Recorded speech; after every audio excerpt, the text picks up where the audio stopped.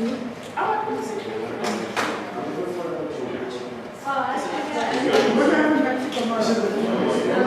everyone?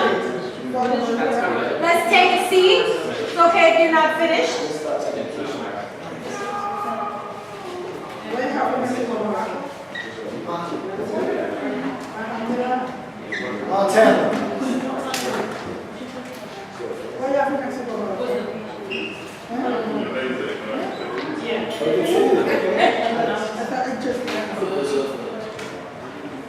Alright, so let's take a seat.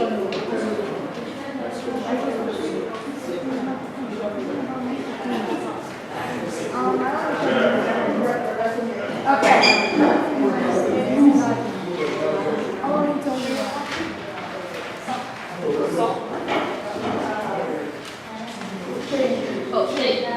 Alright, so professional, personal, what are some of the answers we had? What are some things that came up? Professional, personal, yes. Was it mine and someone else's? Oh, any. So you can say yours, you can say another one. It's okay, just shout them out. What did we get? Public. Professional, personal, public. What else? I said experience. Experience. What else? Productivity. Productivity. I said honesty. Honesty. All right. Choices, chances, Decision. changes, decisions. What else? Productivity. Mexico, Morocco, South America, Brazil, Maldives, Jamaica, okay. Bali. Education, economics, Politics. politics. I said I said statistics. Wisdom. Sugar, concrete, Love. milk. I said solid. So here's the most important thing about this activity. How many different answers did you all get? A lot, right? Various answers.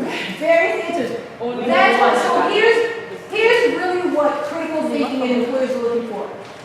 You're gonna get, in life, you're gonna get as many different answers and approaches as there are people, right? Similar to teamwork. Here's the thing. What you want to do is be able to say, I selected, so sugar, concrete, what's an example? Love. Love. So, Vanessa, why did you put love? What drove you to select love? So I'm a civil engineering student, and you have to have love for concrete because that's what we use to build. Okay, what's another answer? So who else? Solid, and what inspired you to put solid? The concrete has to be hard in order to build. Yes. So what we're seeing here is when you share an idea, there's really different ideas. That's a part of brainstorming or solving problems. What employers want to hear is what is your reasoning and logic? How did you take your experience? What's your frame of reference for coming to that conclusion? So sometimes in class or academic environments, we can be like, okay, we have the right answer, it just is. That framework, while there's industry knowledge, so if there's industry knowledge, that's important.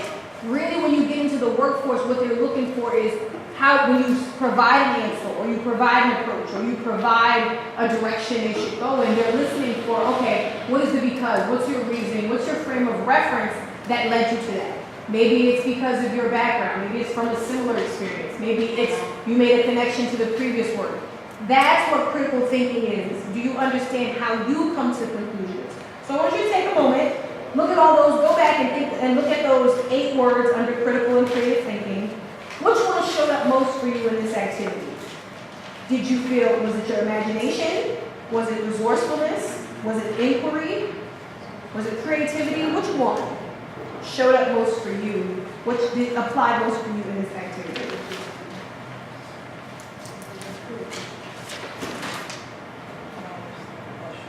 You don't understand it? Okay. So similarly to when you reflect, so review the list. Oh, it says team player skills, not team player skills. It actually should be critical thinking. So when you think of this activity, and you go back to these 8 up here, which one do you think which of these skills did you use most in this activity? So was it your reasoning? Was it your evaluation?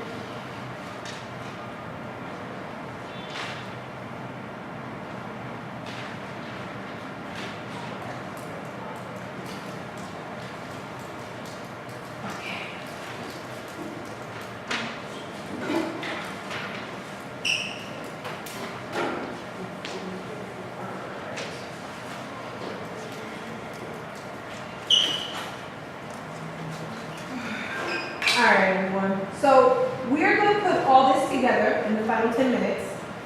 And what this means is if you flip over, you'll see setting smart career goals. Am I qualified for this entry-level position? The most important skills for today's workforce or that employers value are communication, so how do you present yourself as you saw in the first impression activity? How do you work with others in a team? So not simply, okay, I give direction, but what goes into making you a successful team player? Are you aware of how other people perceive you? Are you aware of are you aware of the standards or the things that you put in place to get projects done? And also how you come to conclusions. What is your frame of thinking for problem solving? These are things that are going to show up in interview questions. These are also things that will be required for you on the job, so things you have to apply. So what you'll see in the final 2 pages is a chart of the kind of knowledge you need, the kinds of skills and behaviors, and then how you can gain experience. So experiential education is important, whether that is service learning, whether that is a part-time job, a full-time opportunity, regardless of what industry it's in, it's important to have experience where you're able to apply the skills. So the very last thing we're going to do, so I know it's been a lot of information, and I've enjoyed my time with you all. If you flip to the very last page, it says Learning Outcomes for Brookdale Community College's first year seminar. So what I've done is I created a seminar for a community college that features 10 objectives related to career management. So what I want you to do is read each of those. I want you to mark an S next to which one of these 10 objectives. Which one of those objectives, when you read them, you say, you know what, I have that. I know I have my resume done. Or maybe it's I know how to execute an organized job process. I want you to identify one that you feel strong and confident in, and one that you'd like to continue to work on. So maybe you want to continue to work on professionalism, maybe nonverbal cues and how that influences communication, maybe self-evaluation. Read each of those 10 on the very last page and identify which ones do you feel confident in. Are they strengths for you that you feel like you have a level of familiarity or even mastery? And which ones are you going to continue to build on and work on and practice so that you're prepared to transition into the workforce?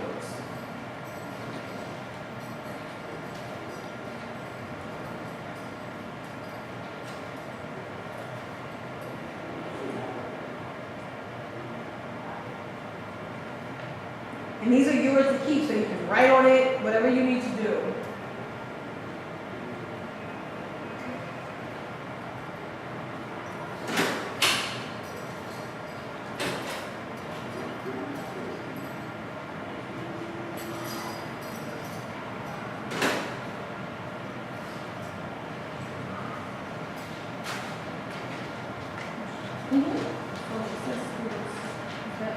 Yes, that's you all. Yep.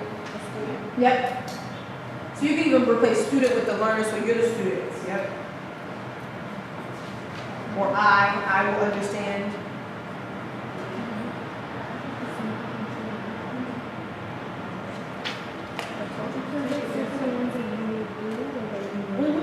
So the ones, so both. So identify one or a few that you are strengths, and then a couple that you'd like to still work on so that you feel more prepared and competent as you move through the workforce.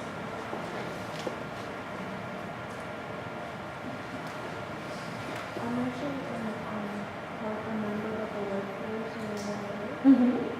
Also, excellent. We need to have some experience, right? That's important. So then you can see how the workforce those skills show up, which is useful. Because sometimes it's like, oh, how do I use this? And you understand first impressions or professional environments. All right, remember, this is yours. There's a lot in here that we didn't get to, one of which is some of the industries that are in New York and also in the tri-state area, and then what employers look for in soft skills, right? So take a moment to read that as well. Take a moment, the way the chart is set up, take a moment to identify what industry knowledge you need, what kind of experiences can help you gain your 1 to 3 years of experience, and also how you can use extracurricular activities to practice your attitude, to practice working in a team, to practice those skills so that you have examples. Now, the very last thing we're going to do is if each of you reflect on your experience today, what is one thing, one tool you learned that stood out for you that you can apply? Right? So what can, something you learned that stood out for you, maybe something you learned about yourself that you're going to continue to work on, something that stood out for you that you learned that you can use. Vanessa. Something that stood out that I could use is keep in mind posture while you are in interview or just first impression, because that's something I had been leaving behind. So when you told me slow down the pace, say it louder, it gets your message across the correct way that you want it. That's So right. that's something I keep in mind. Thank you. Yes, Jacqueline? I want to be more conscious of my gestures and my body language. Anyone else? Andre, you want to say something? Oh, Abdul and then I. Okay, I can say that was useful because I really learned my weakness from complex or care, for example, when I have to speak loud. Yes. Yes, and I was really That's right. And then in profession, would you say Jacqueline? Loud, slowly. Yes. Because that's how professionalism is bred, right? When you go into a professional environment, it's the expectation is that you speak so people can hear you, self-presentation, you recognize the importance of all the things that, whether that's how you dress and also how you position yourself. Anything else? Yes. Yeah, so this is like workshop just put more emphasis on customer. What do I think about customer? Conflict resolution. Yes. That's right. And the different approaches, right? There's not one way to cut. The goal of a conflict is you want to get to a solution and ultimately understand that sometimes conflicts are escalated, not because of what people say, but the tone in which they deliver them. So finding a tone where you're still advocating and asserting your perspective without being insulting or aggressive. Anything else? Any final questions? Well, give yourselves a round of applause. Thank you all for your time today. I hope it was helpful. I hope you all recognize the skills. So when people say professionals and leadership, what that means, both in how you communicate, how you work with other people, and in understanding how you think. So thank you so much for your time, and I appreciate it, and enjoy your weekend. Thank you. Thank you.